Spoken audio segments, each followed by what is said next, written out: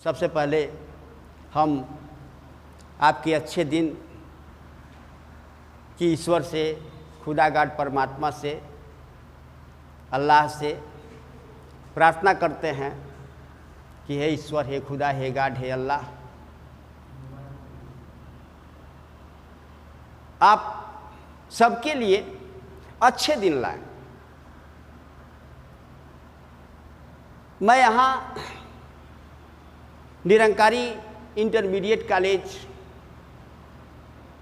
की online class में आप सभी विद्यार्थियों का स्वागत करता हूँ।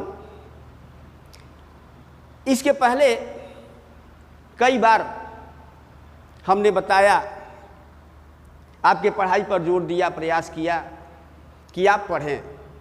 मैं एक दिशा दिया, बार बार बताया, बार बार समझाया, बार बार कहा कि आप पढ़िए, लेकिन हमें कुछ ऐसा नहीं लग रहा है कि आप बहुत पढ़ाई पर ध्यान दे रहे हैं। हमें लग रहा है कि आप पढ़ाई पर ध्यान नहीं दे रहे हैं। आप यह समझ रहे हैं कि इससे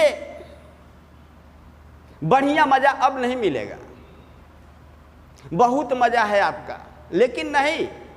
मैं बार बार इस दिशा में आपको ले गया हूँ, बताया हूँ, कहा हूँ, समझाया हूँ कि देखिए, पढ़ाई के अलावा और कोई रास्ता नहीं है। आपका कर्म है पढ़ना, आपका कर्म है अध्ययन करना। आप विद्यार्थी हैं, आपका कर्म है विद्या को अर्थ करना, विद्या को ग्रहण करना। अगर आप इससे पीछा छुड़ा रहे हैं तो यह आपकी गलती है। आप इससे पीछा न छुड़ाएं, प्रयास करें, आप मेहनत करें, कोशिश करें, पढ़ाई में मन लगावें, पढ़ने पर अधिक से अधिक समय दें, क्योंकि वक्त के साँचे में ढलना सीखें। वक्त के साँचे में ढलना सीखें। अगर बदलाव जरूरी हो तो बदलना सीखें। यह परिवेश ऐसा चल रहा है, माहौल ऐसा चल रहा है।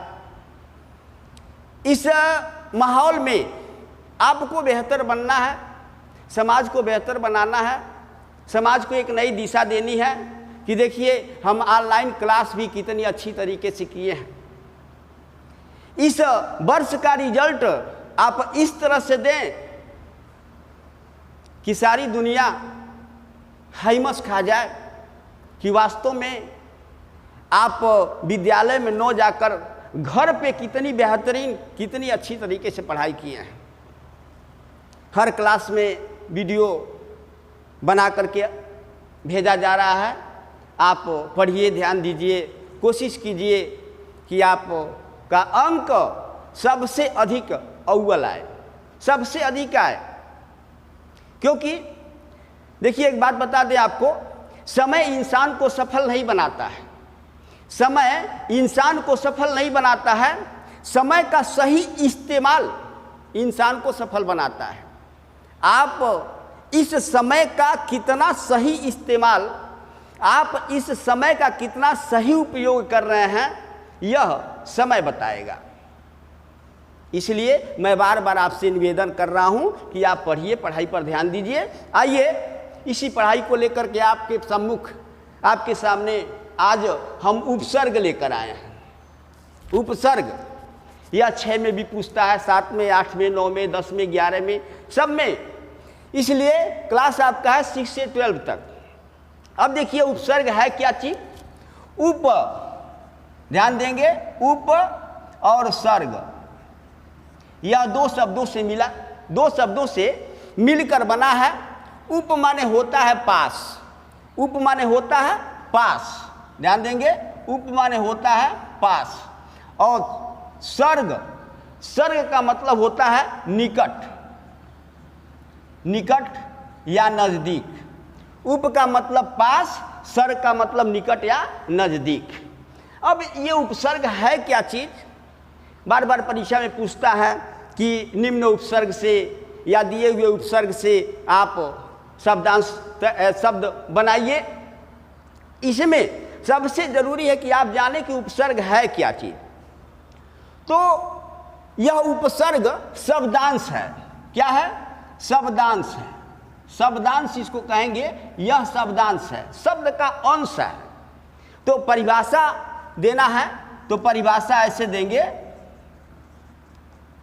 परिभाषा ऐसे देंगे कि वे शब्दांश जो किसी शब्द के प्रारंभ में, वे शब्दांश जो किसी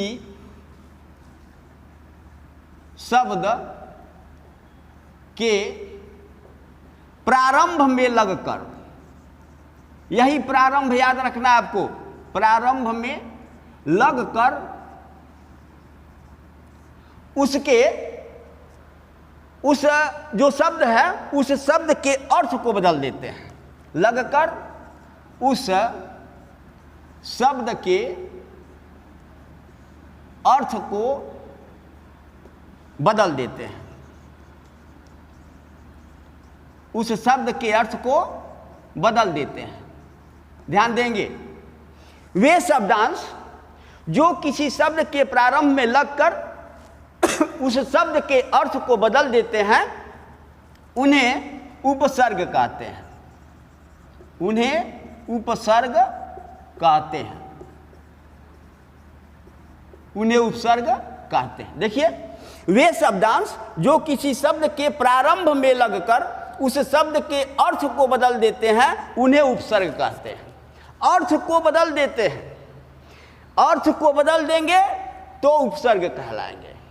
तो अर्थ का बदलना सबसे अनिवार्य है, और आपको याद क्या रखना है कि यह प्रारंभ में लगकर, ऐसे शब्दांश जो शब्द के प्रारंभ में लगते हैं या प्रारंभ में लगकर उसके अर्थ को परिवर्तित कर देते हैं, उसके अर्थ को बदल देते हैं। जैसे देखिए, जैसे उदाहरण मैं आपको दे दूं, ये हार है, हार, हार माने क्या होता है, सब लोग जानते हैं, हार माने हारना। अब इस हार में यदि हम आ लगा दिए, आ लगा दिए तो यह हो गया आहार, यह हो गया आहार। अब देखिए, हार माने हार है ना, और यहाँ आहार, आहार माने सीधे उल्टा अर्थ हो गया, दूसरा ही अर्थ, एक नया ही अर्थ हो गया। आहार माने भोजन। जैसे हम सत्य दे दें, सत्य, ये आपका है शब्द सत्य, इसमें हम अ उपसर्ग लगा दिए तो यह हो गया असत्य, ठीक उल्टा हो गया। देखिए, असत्य हो गया। सत्य माने जीत, और असत्य माने, सत्य माने जीत, सत्य माने सच, सॉरी, सत्य माने सच और असत्य माने झूठ। अब देखिए, जैसे मान लीजिए शब्द है हार, शब्द है हार, इस हार में हम देखिए क्या क्या लगा रहे हैं, प्रो, प्रोहार, प्रो लगा दिए, क्या हो गया, प्रहार, क्या हो गया, प्रहार। जैसे जैसे हम हार में उप लगा दिए तो क्या हो गया, उपहार। यहां देखिए कैसे अर्थ में परिवर्तन हो रहा है। हार में आ उपसर्ग लगा दिए तो नया शब्द बन गया आहार, सत्य में अ उपसर्ग लगा दिए तो नया शब्द बन गया असत्य, हार में प्र उपसर्ग लगा दिए तो क्या हो गया, प्रहार, हार में उपसर्ग लगा दिए तो क्या हो गया, उपहार। कहने का तात्पर्य यह है कि जब शब्द में परिवर्तन हो जाए, ऐसा नहीं है कि हम ऐसे उपसर्ग का प्रयोग कर दें जिसका कोई मायने ही न हो। जब मायने नहीं होगा, जब अर्थ परिवर्तन नहीं होगा, अर्थ नहीं बदलेगा, अर्थ परिवर्तित नहीं होगा, तो वह उपसर्ग नहीं कहा जा सकता है। आपको याद रखना है कि शब्द से पहले या शब्द के प्रारंभ में लगने वाला क्या है, उपसर्ग है। वही जब प्रत्यय आपको बताया जाएगा तो बताया जाएगा ठीक इसका उल्टा, कि प्रत्यय शब्द के बाद लगता है। यहाँ आपको उपसर्ग जानना है। तो ऐसे शब्दांश, वे शब्दांश जो किसी शब्द के प्रारंभ में लगकर उस शब्द के अर्थ को बदल देते हैं, उन्हें उपसर्ग करते हैं। जैसे मैं आपको बता दिए, आहार, असत्य, प्रहार, उपहार, बहुत सारे हैं। जैसे ज्ञान में हम अ लगा दिए, अज्ञान हो गया। जैसे योग में हम उप लगा दिए, उपयोग हो गया। जैसे बल में हम स लगा दिए, सबल हो गया। जैसे शेष में हम अ लगा दिए, अवशेष हो गया।